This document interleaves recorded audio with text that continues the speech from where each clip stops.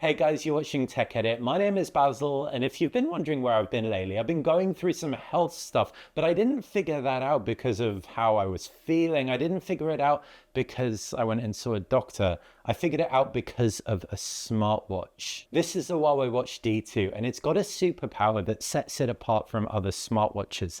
Accurate blood pressure monitoring. And if you know anything about heart health, that is potentially a game changer for many people. You see, around 6 months ago, I was feeling off. I knew I was stressed, but it's just stuff everyone is going through. Life is hectic, traveling with work, have other stuff going on as well. But one day I got really just anxious. I felt like my heart was gonna jump out of my chest. But I would have just got on with my day like I had so many days before. But I thought I should, because I was reviewing the Watch D2, measure my blood pressure. And it was through the roof, dangerously high.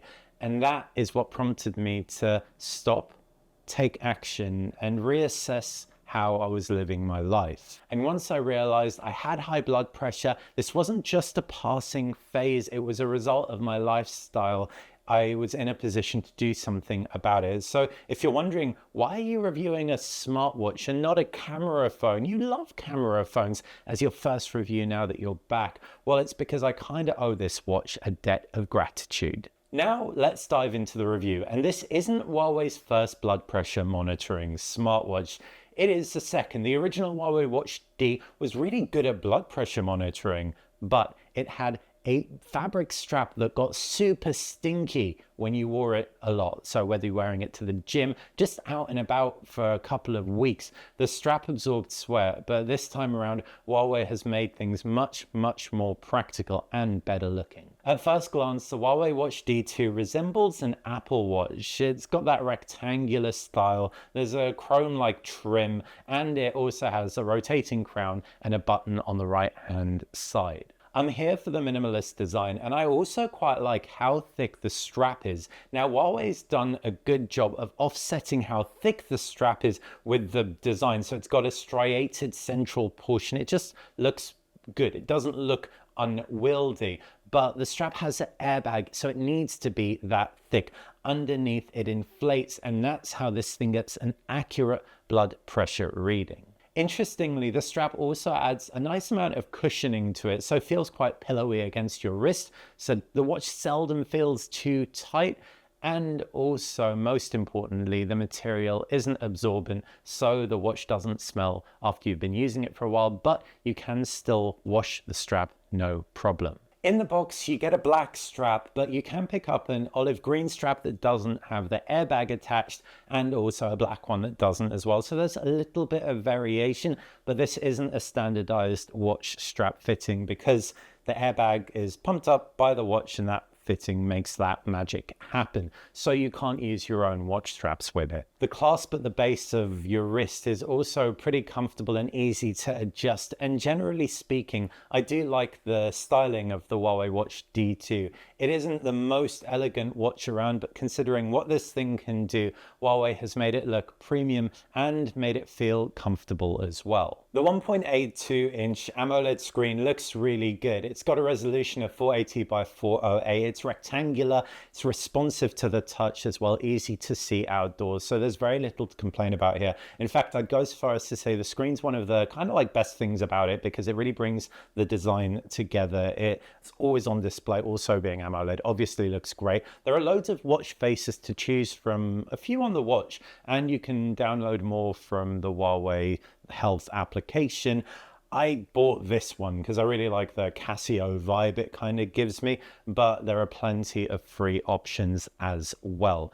If you're wondering what the buttons do, press the crown for the apps menu. And yes, I know it resembles Apple's watchOS a lot, but you can also double tap the crown to multitask, and that's super handy when switching between a workout, for example, and a timer or a stopwatch. And if you press the bottom button, that'll fast track you into blood pressure monitoring. Now, anyone who wants a smartwatch, you'll definitely want to look elsewhere. This is a very simple smartwatch. There's plenty you can do on it, but I prefer to think of it as an advanced fitness tracker rather than a super smart smartwatch. What do I mean? You don't have Google Assistant, you don't have Siri, for example.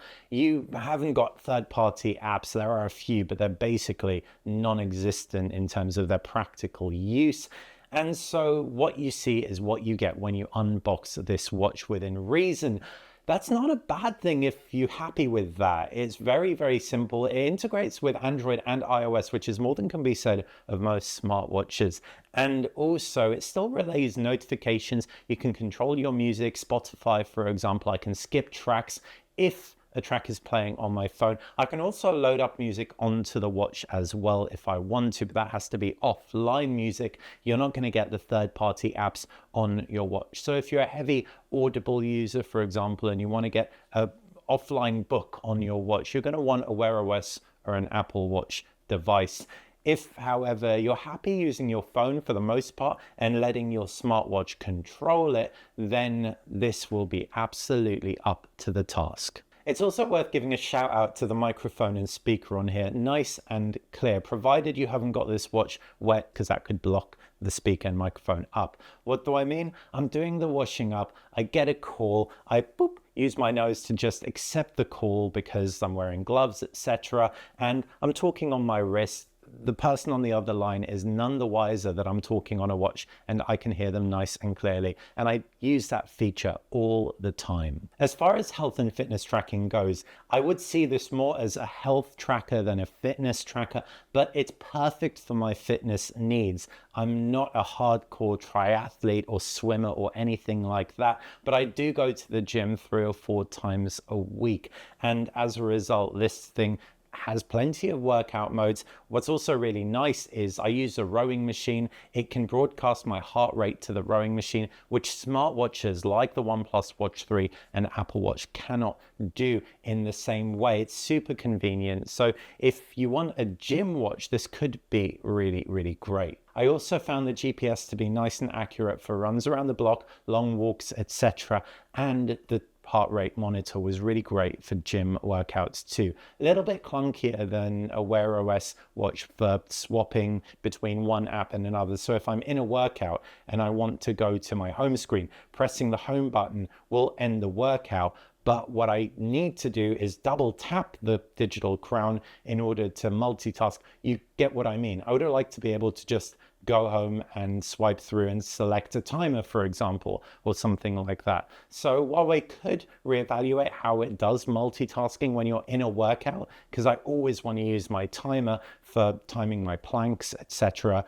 But that's definitely not a deal breaker because you can still do it. It's just not immediately obvious how. Now, like I said at the beginning of this video, this watch's superpower is measuring your blood pressure, and it's really quick. You press a button, get in position, and very shortly after you have an accurate blood pressure reading. Now, how this works is super impressive. The watch pulls air into the bag on the undercarriage of your wrist strap, and it inflates. It feels really tight for a short period, and that's how it emulates what those big crunchy Velcro straps on your upper arm do, but in a really good looking compact form. I'm sure you've used a traditional blood pressure monitor. They're really inconvenient and bulky, and you can't use them inconspicuously, and they're quite stressful, that Velcro crunchy, but this watch, super inconspicuous, very, very easy to do nice and quickly wherever you are. Now, another aspect of health tracking that we all care about so much is sleep tracking, and the Watch D2 does a good job of that. It's not the best sleep tracker I've ever used because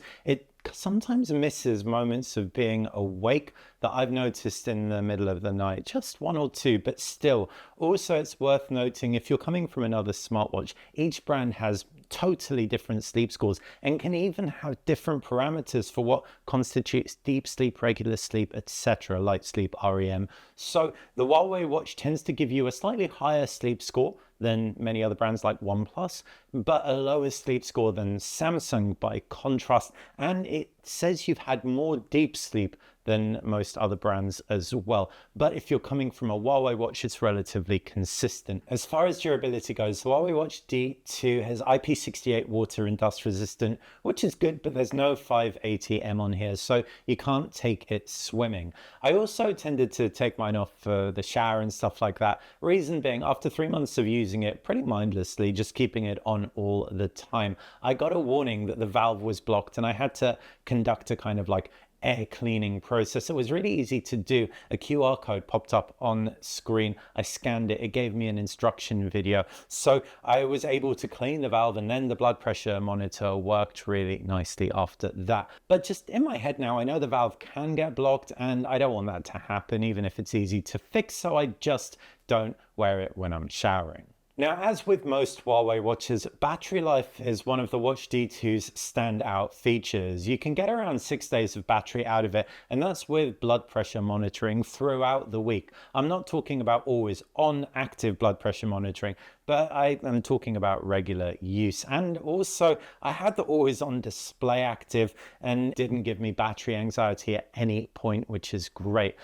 What's also worth noting, wireless charging, and not a proprietary wireless charging. This thing works with a standard Qi wireless charger as well. It's quite slow to charge, so none of the Watch VOOC or Super VOOC flash charging of the OnePlus Watch 3. So do bear that in mind, but the fact you don't have to do it quite as often as much of the competition is really great. As for price, the Huawei Watch D2 costs £350 here in the UK, $450 or thereabouts if you're converting it. Unfortunately, you can't pick up the Watch D2 in the US. You have to buy it on import, and if you do, you will lose things like warranty, etc. So definitely a big consideration. It's also worth noting this isn't a medically certified device in the US or in the UK, I don't think, but it is a medically certified device in China, which is awesome.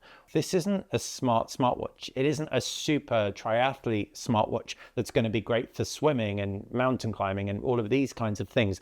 Check out Garmin, check out OnePlus if you want fitness or if you want smarts. But if you want a watch that can do what this can do, which is measure your blood pressure and also provide smart experiences that really do streamline your workouts and getting notifications on your wrist, controlling your music, etc., it is a wonderful all-in-one solution. Anyone who is concerned about their blood pressure needs to monitor it regularly. I can't recommend this enough. Like I said, there's every chance that it may well have saved my life, and if nothing else, it's also made everything a lot more convenient in tracking my recovery. So let me know what you think. Is the Huawei Watch D2 overpriced for what it can do? Which is, let's be real, pack pioneering tech into a wrist-based device, or is it really, really cool like I think it is? Let me know in the comments, and also let me know what kinds of videos that you want to see. Don't worry, there will be plenty of camera phone videos on their way, as well as sweet wearables like this.